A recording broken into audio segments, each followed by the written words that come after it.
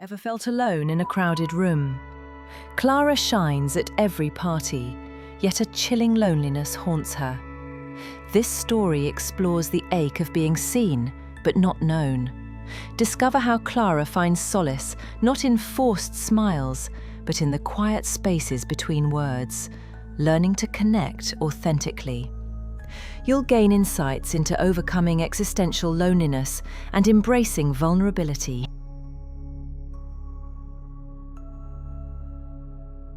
Clara moved through the crowded birthday party like a ray of sunshine. Her laughter infectious and her stories witty. Everyone wanted to bask in her energy and celebrate alongside her. To the outside world, Clara was the life of every party, the one who never faltered, never showed weakness. Yet beneath her sparkling surface, an uneasy feeling clung to her, like a shadow she couldn't shake. The music blared, conversations overlapped, and the room buzzed with joy, but Clara felt a chill at the centre of it all, a vast empty space that no amount of laughter could fill. Around her, a crowd of friends gathered, but none truly saw the girl behind the mask. The more she performed, the more that emptiness grew. It was the loneliness of being seen but not known, a hollow space between the words spoken and the truths hidden deep within her heart. She was like an actor on a stage, playing a part perfectly, yet terrified that the moment the audience glimpsed her true self, they would realise she had no idea what her lines really meant. This fear of exposure was her quiet torment. The desperate wish to be loved, not just for her cheerful mask, but for the real Clara beneath it, messy and uncertain as she was. At the peak of the party's noise and light, Clara slipped away from the crowd and found herself on the balcony. The cool night air brushed her face, a small relief from the pounding music and chatter. She looked out into the darkness, feeling the weight of her solitude more keenly than ever. From the shadows, a calm presence appeared. Daniel, a quieter sort who didn't join the raucous celebrations, but observed with gentle eyes. "That part is a lot," he said simply, standing beside her without intrusion. Clara smiled weakly, grateful for the quiet companionship, yet her mind spun with unease. Then Daniel asked the question she had been dreading all night, one she had practiced avoiding with jokes and stories. "How are you really?" The directness of the question struck her like a sudden cold breeze. Her mouth opened to deliver a witty comeback, something clever and deflective like always, but the words caught in her throat. The mask she wore, her shield against the world, froze in place. The silence that followed was heavy and loud all at once, a confession in itself.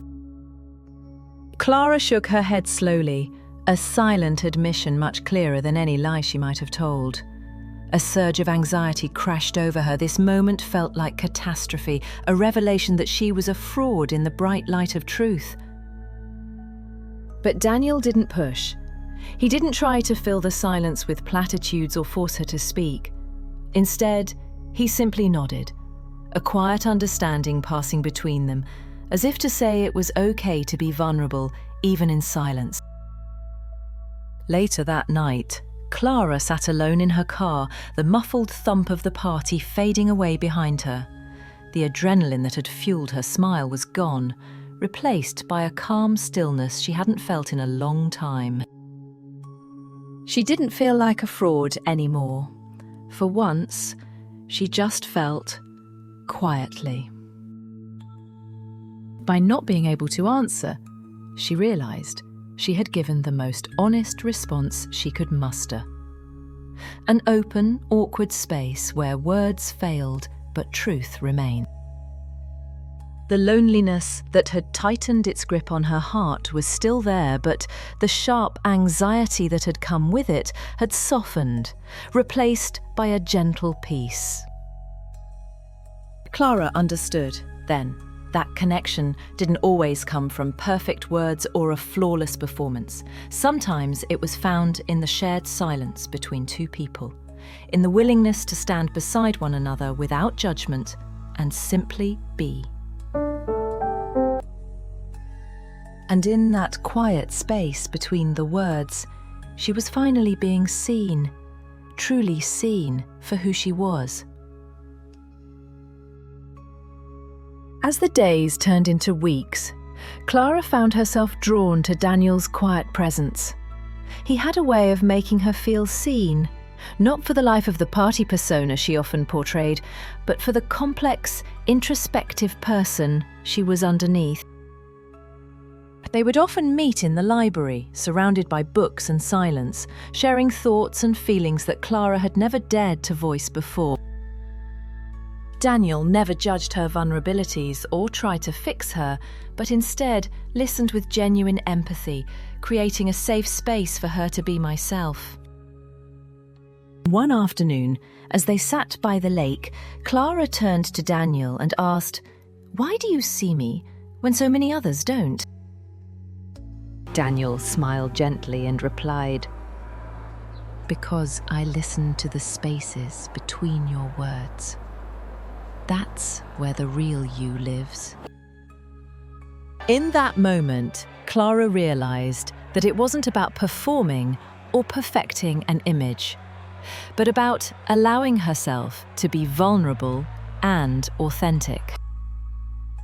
The space between the words was not an empty void to be feared, but a sanctuary where genuine connection could flourish.